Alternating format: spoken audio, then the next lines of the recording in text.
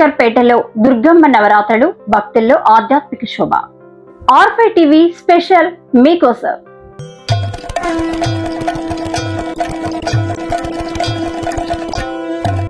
ప్రపంచవ్యాప్తంగా హిందువులు అత్యంత భక్తి శ్రద్ధలతో జరుపుకునే పండగ శరన్నవరాత్రులు మొదలయ్యాయి. ఈ 9 రాత్రులు అమ్మవారు దుర్గాదేవిని నవదుర్గా రూపాల్లో పూజించడం ఆనవాయితీ.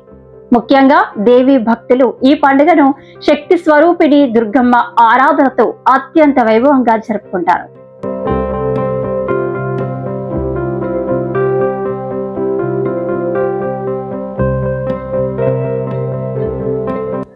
ఈ నవరాత్రుల్లో ప్రతిరోజు దుర్గమ్మ ఒక్కో రూపంలో భక్తులకు దర్శనమిస్తారు.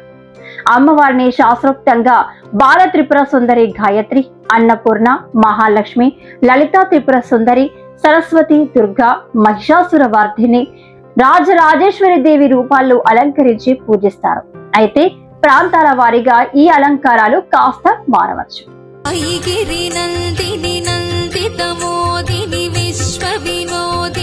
దసరా నవరాత్రి అంటే కేవలం పూజలే కాదు, ఇది చెడుపై మంచి సాధించిన విజయాన్ని సూచించే పండుగ.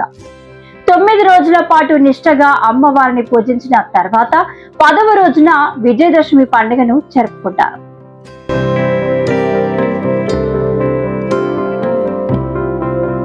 ఈ రోజున రావణుడిపై శ్రీరాముడు విజయం సాధించడం మరియు మహిషాసురుడిని దుర్గాదేవి సంహరించడాన్ని గుర్తు చేసుకుంటూ ఉత్సవాలను ఘనంగా ముగిస్తారు.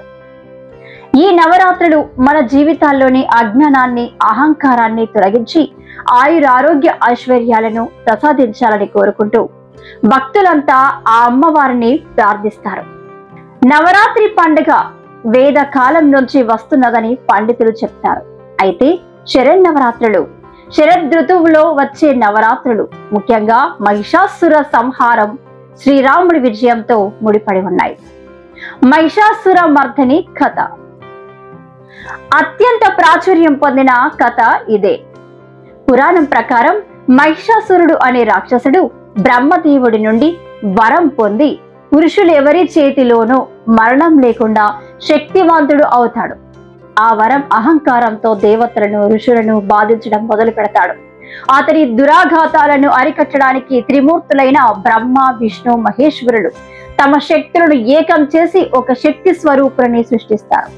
ఆ శక్తే దుర్గాదేవి. దుర్గాదేవి మహిషాసురుడితో 9 రోజులు భీకరంగా యుద్ధం చేసి 10వ రోజున అతడిని సంహరిస్తుంది.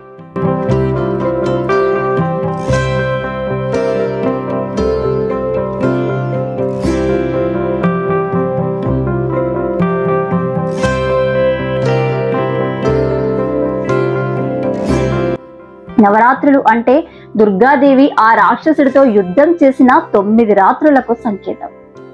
విజయదశమి, దసరా అంటే ఆమె విజయం సాధించిన 10వ రోజు. ఇక శ్రీరాముడి కథ.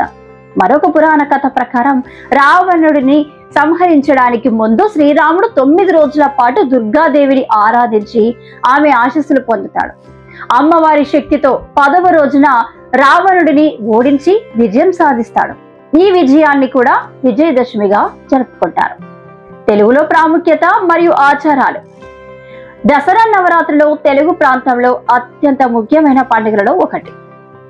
నవదుర్గలు ప్రతిరోజు అమ్మవారికి ఒక్కో రూపానికి ప్రత్యేకమైన పూజలు చేస్తారు.